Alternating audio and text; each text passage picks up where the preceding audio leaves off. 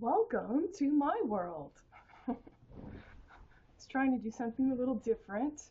I am bored out of my mind and body, and I'm going to turn into an imaginative little sex pot if I can't find a way to direct my energy. No, I kid you not, because there's options for our energy by the book. Uh, Work out, hurt someone, have sex. Okay. Um, I'm having a hard time getting comfortable with one leg up. It's kind of like, I sit on the rocking chair and I'm like, this just doesn't quite feel right. And, hunching over like this, it gets a little tiresome spending so much time on my elbows. I did find something kind of comfortable last night, which is to basically get on my belly and get on my belly and do this for a while. And I think I can work some notes. That's an option. I am wearing shorts, if anyone was wondering. You're invited to see what you want. If I needed to put it out there with clarity to be aware. Um, Good segue, I guess. Opportune segue. So much in society is about penalizing women for wearing yoga pants, etc. In school, being a distraction to the young men, yet, if you haven't brought the time for reason even bend, it's a made up fallacy and phallic gesture that you care to be aware because you cared to be there. T-H-E-R-E-A-D,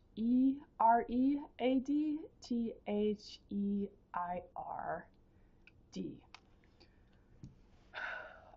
I'm hot. This is rayon. It's really kind of, it doesn't breathe as well. If it were cold in this room, I might appreciate that, I guess. I'm meandering all over the place. There were a couple things I was thinking of doing. Yes, I spoke about how we express our energy, avenues. Um, Certainly creativity as a gesture as well. Um, my creativity is somewhat running amok here with a buildup of little feathers. They're still getting out of the casing and into my nose and throat at night. And,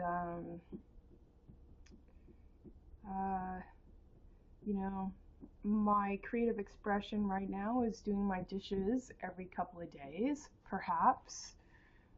Trying to be on top of hair maintenance, get that in the garbage so it doesn't build up. With housework, I really can't address very well. And what else? Yeah, the hard part right now with healing my leg by having it up is and not taking a shower for 8 weeks. Of course, I'm already thinking of a workaround around that. Before I go see the doctor 2 weeks after surgery, I'm probably going to put a big plastic bag on this. I'm going to prop this leg up, standing in the shower as I wash myself, head to toe, but not the leg. That way, leg will still be above my head. Water won't roll into the bag because of gravity. And yeah, I'll get a bath. I've been doing a spit bath. I bought little towelettes. Um, you know, brush my teeth, do a little bit of anyway, I'm very it the hard part is the mind. For me, anyway.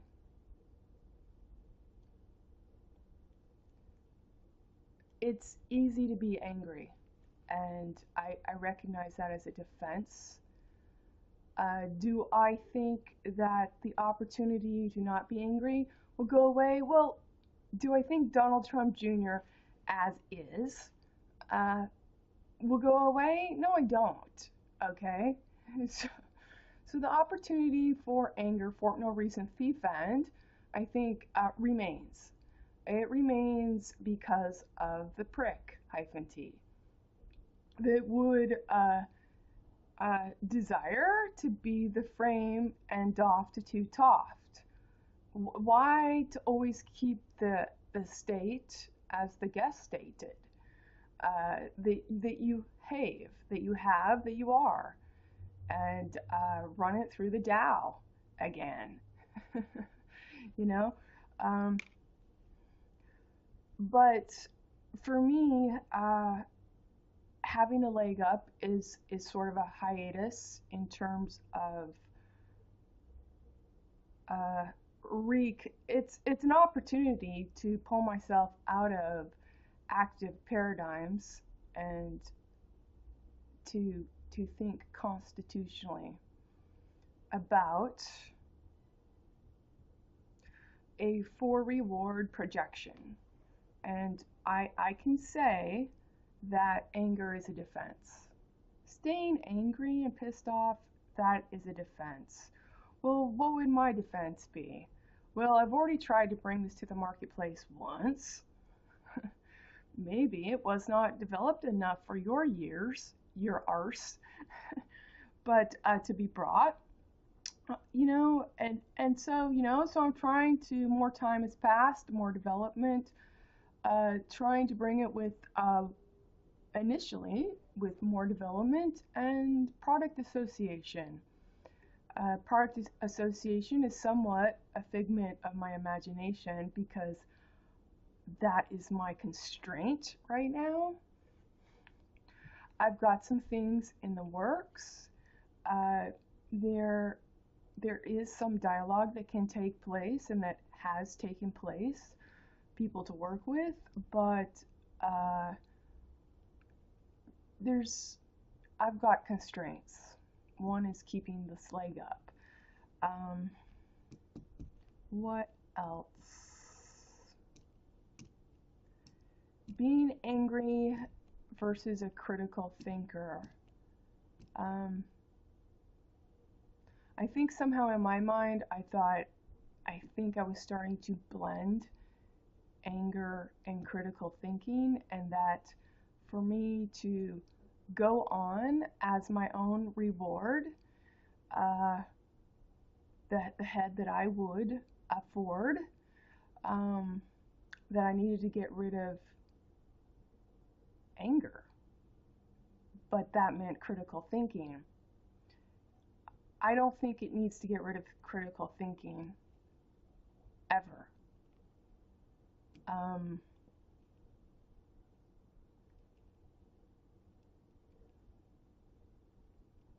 When I look at things that are made up,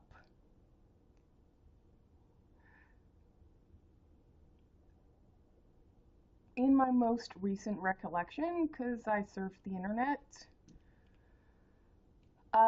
let's see, Halloween costumes, Kim Kardashian was Alea. I don't know how to say her name. Music artist, died sooner in her young life. I don't know much about her, but what I could see about Kim Kardashian is that it's kind of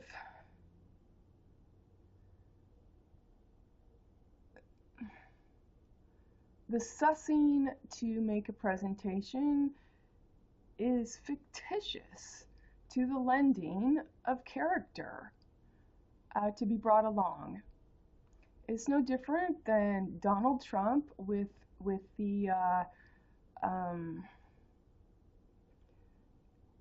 in Sutherland, Texas, if I remember right, the the latest shooting in a church. Well, you know, Donald Trump saying it's not a gun issue, it's a mental issue. And I'm saying, you know, uh, they're the same T hyphen issue. And his Sue. Put some hyphens in that. It's the same issue, and it's hyphenated. Your gun laws are not a law of love. They're not a law of reason. They're a law of staging awareness for no reason, thief end. And you're not going to heal mental awareness with your own character disorder. Okay? that no one would be found truly accountable or conceivable given honest ground. So back to Kim Kardashian. We've got a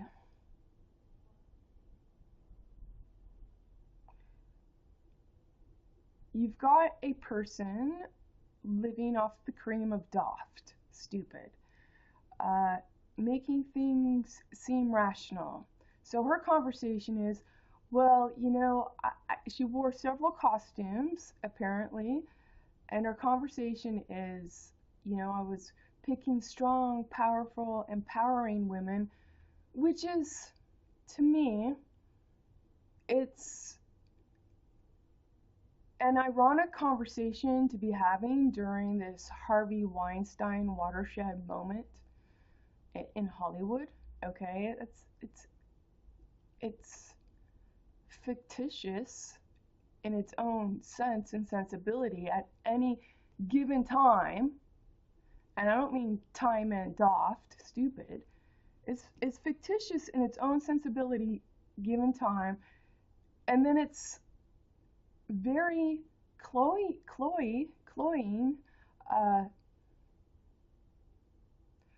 susceptible to self-serving narcissism and callousness, -t, to promulgate emotions of capacity and conviviality in the same -rent. There's something that's unhinged and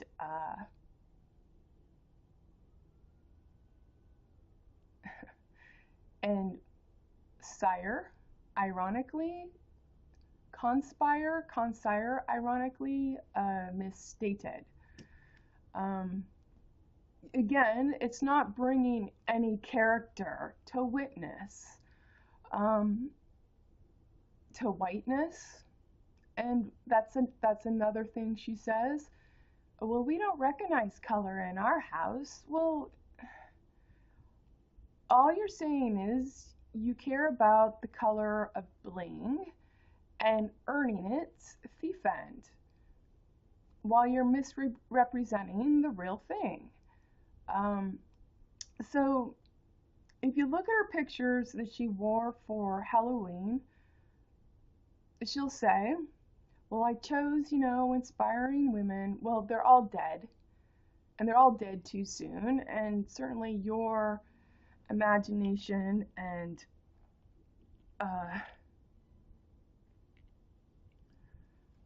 dim-witted intervention didn't give them better bearings to surfeit land, real land. So, you know, we get to Alaya, sorry, don't know how to say that.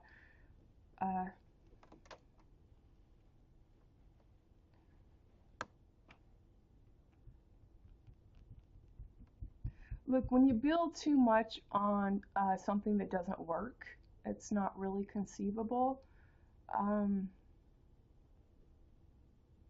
You know, accidents happen, unfortunate ones, and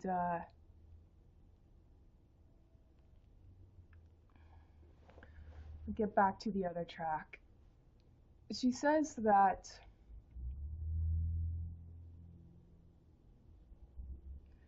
she's picking women, they're known in the media for her to dress up as Halloween, but what she's really doing is she's picking women that she could show off her breasts and her abs in skimpy clothing, okay? And then cloaking and fitting it with a conversation of how she relates for the people to mediate on her loveliness expressing herself through someone else. Again, no character has been brought for reward that understands the value of doing real work and getting paid for it, okay? You know,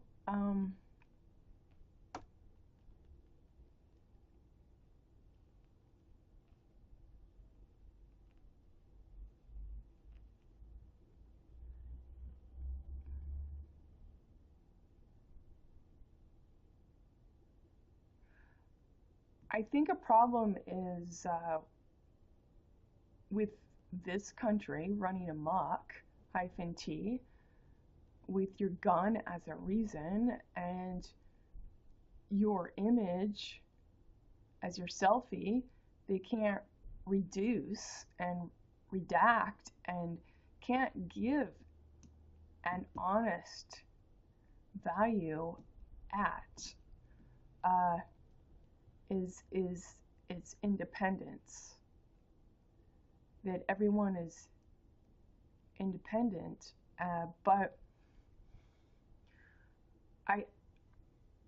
we don't have zero innocence. We're not manufacturing zero innocence and follow through. And your gun conversation is not the law of love. And your law, -T, to cast Toft, that he would thieven, add doff, stupid, is definitely not for every woman to stand on. Your law is made dupe, okay?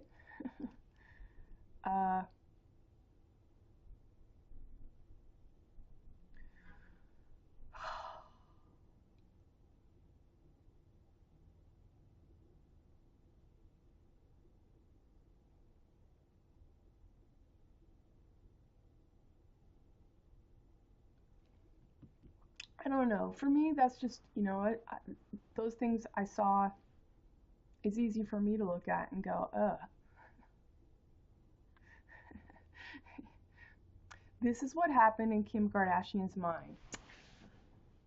All right. It's a holiday where I get to wear a costume. This is prime time for me to expose myself. Okay. These other women wore costumes to expose themselves. That will be perfect. I'm thinking, how can I show my titties? Okay. Among other things, okay. And then, how can I pump this up with like my makeup tutorials for highlighter?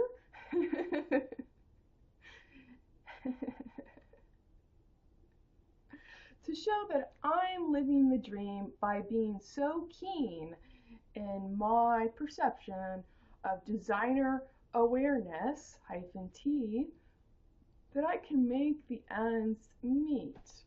Uh, you know, start talking to people in the industry, magazines, Anna Wintour, Tom Ford, designers, runways, haute couture, go to France, go to wherever. Okay, I put my image. I bring hyphenated beauty and I make things up to get a taste of doth. Stupid. To tuppence up.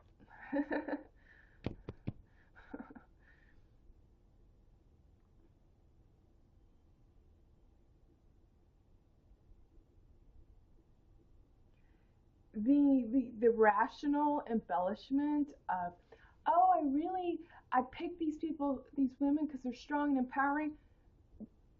That's after the fact. The dynamic is, how do I get my tits into prime time? And how do I expose them? And keep branding my image. That's the first thing. And that's the motive. The other is, let me add a PC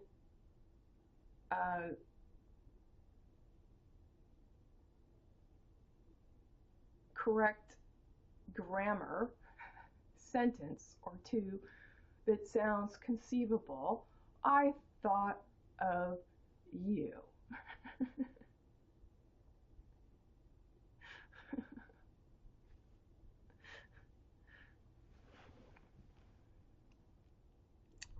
Donald Trump is never going to step off of gun awareness.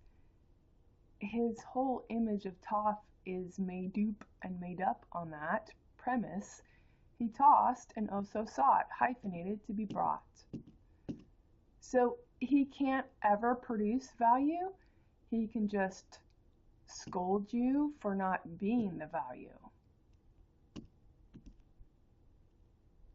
And he's never going to address real meaning, even because it's not what he's made up of.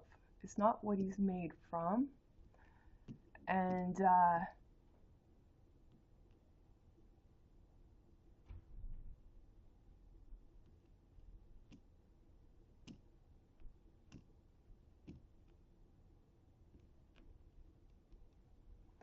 I don't have a prescription for that.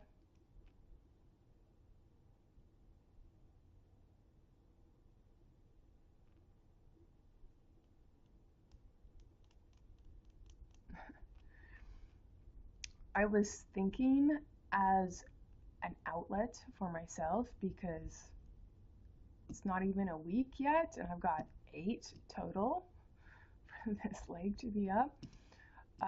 That I need to start doing something. I did not sleep well last night because I've been doing a lot of sleeping, and so when it came time for night, I just wasn't into it, which is fine, I suppose, except that, you know, now it's daytime. I have to figure it out. I had some coffee. We'll see how that works.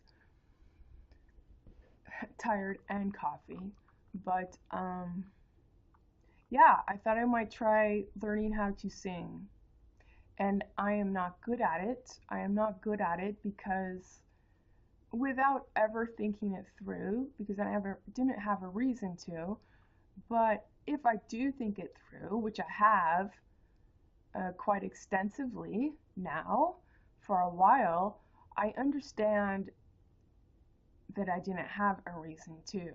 So I've never actually worked on my voice.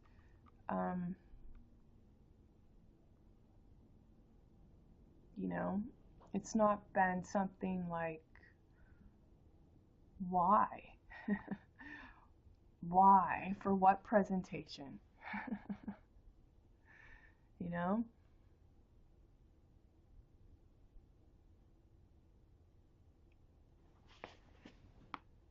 So I have this It's a superior singing method with Aaron Anastasio.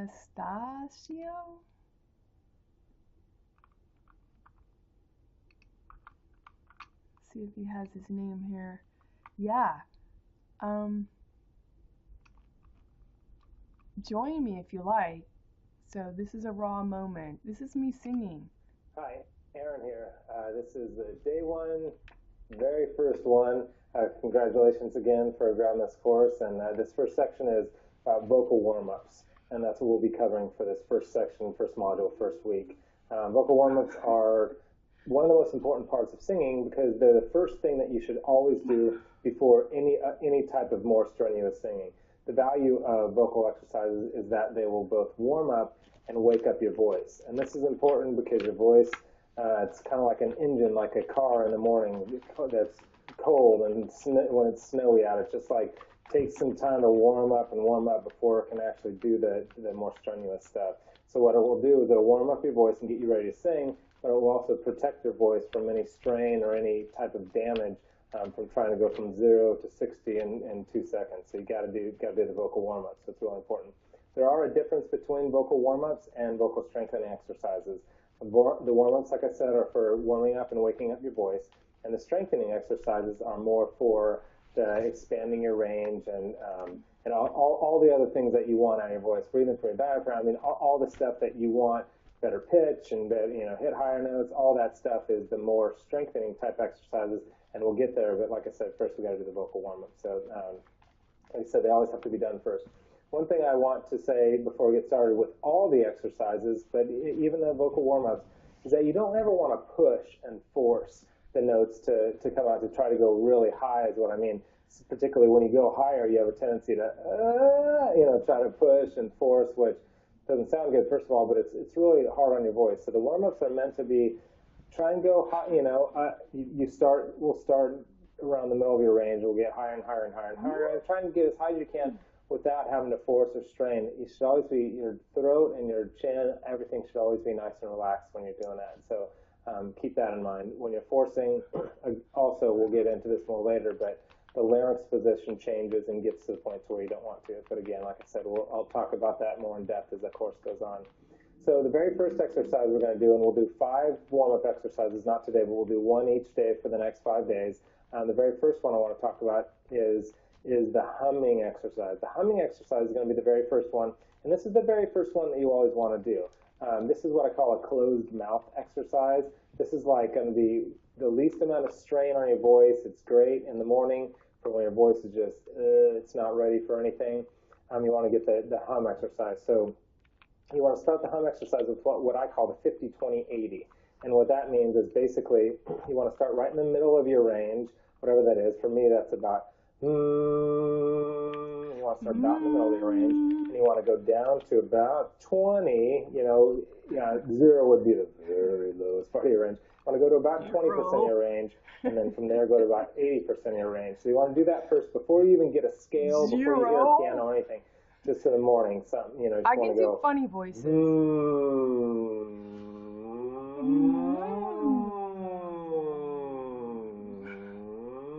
Just give a little bit of up and down your range. Just start getting your voice kind of that engine just getting ready to get going.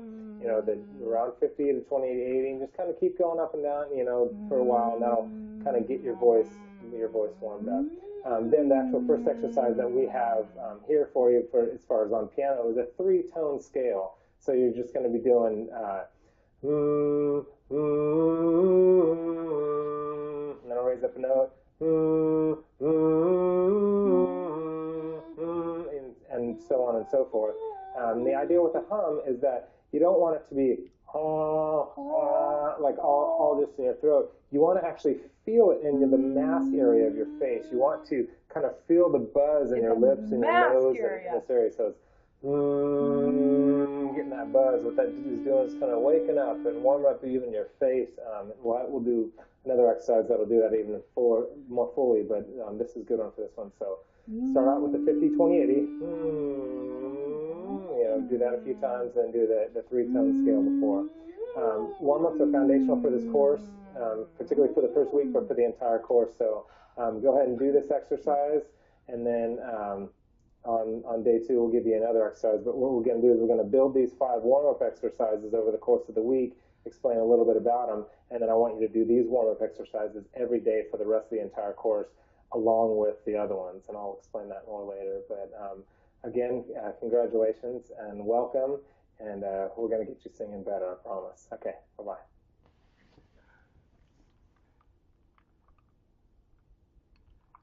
Okay.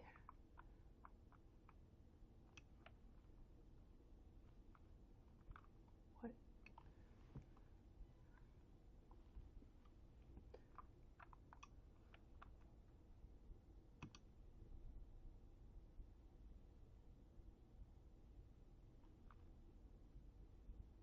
This is humming on a 3-tone scale. Here we go.